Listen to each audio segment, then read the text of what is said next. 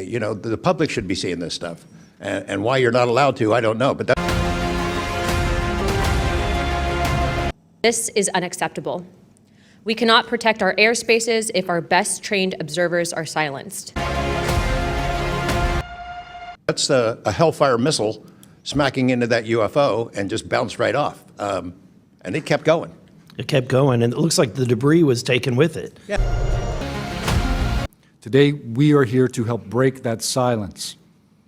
Between 2003 and 2005, 5 UAP incidents occurred at Vandenberg Air Force Base. I observed no sonic boom and no conventional propulsion signatures. No exhaust plume, no control surface articulation on the Sapphire image system.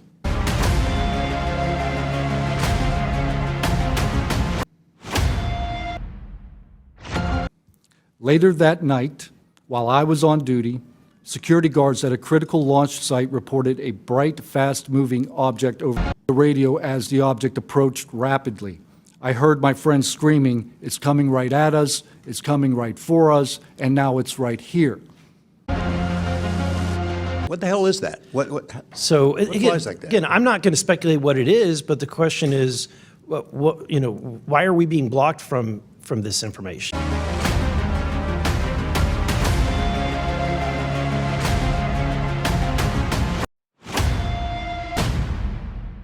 Of Southern California, I was serving on board USS Jackson. A self-luminous, tic-tac shaped object emerged from the ocean before linking up with 3 other